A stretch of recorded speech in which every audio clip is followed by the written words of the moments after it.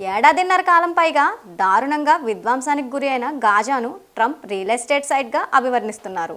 దీనికోసం అమెరికా గాజాను స్వాధీనం చేసుకుంటుందని చెప్తున్నారు. గాజాలోకి ప్రజలను తిరిగి అనుమతించడం అతిపెద్ద తప్పుగా భావిస్తున్నానని, హమాస్ తిరిగి బలోపేతం కావాలని అనుకోవటం లేదని అంటున్నారు ట్రంప్. గాజాను ఓ పెద్ద రియల్ ఎస్టేట్ సైట్గా భావిస్తున్నట్లు ట్రంప్ అన్నారు. దాన్ని అమెరికా స్వాధీనం చేసుకొని మెల్లగా అభివృద్ధి చేస్తుందని చెప్తున్నారు. పశ్చిమాసియాలోని శాంతిని తీసుకురావడానికి ఇది ఉపయోగకరంగా ఉంటుందని అంటున్నారు. యుఎన్ఓ లెక్కల ప్రకారం ఇజ్రాయెల్ హమాస్పై చేసిన దారుణమైన దాడులకు గాజాలో 90% మంది ఇల్లు వాకిళ్లు వదిలేసి రోడ్డున పడ్డారు. వేలాది ఇళ్లు ధ్వంసమయ్యాయి.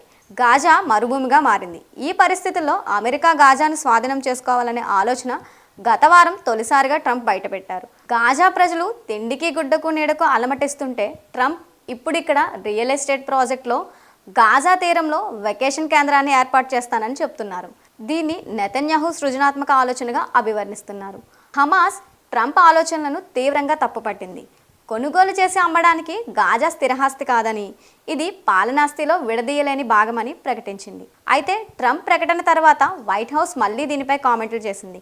తాత్కాలికంగా మాత్రమే గాజ్లాన్లను ఇతర ప్రాంతాలకు తరలిస్తున్నామని చెప్పింది. మిత్ర దేశాలైన ఈజిప్ట్, జోర్దన్ శరణార్థులకు ఆశ్రయం ఇస్తాయని భావిస్తున్నామని తెలిపింది. ఇది కేవలం గాజా పునర్నిర్మాణమనే తెలిపింది. కానీ ట్రంప్ మాత్రం గాజా రియల్ ఎస్టేట్ సైట్ అని, పాలస్తీయులను తిరిగి రానియననే మాట మాత్రం ఆపలేదు.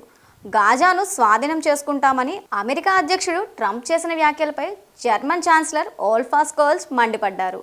గాజాను పూర్తిగా ఖాళీ చేయించి దానిని రివేరా ఆఫ్ మిడిల్ ఈస్ట్గా మార్చాలని ట్రంప్ కుట్ర పన్నుతున్నారని అన్నారు. ఒక ప్రాంతంలోని ప్రజలను ఇతర ప్రాంతాలకు వెళ్ళిపోమని శాసించడం సరైన చర్య కాదని, అంతర్జాతీయ చట్టాలకు అది విరుద్ధమని అన్నారు.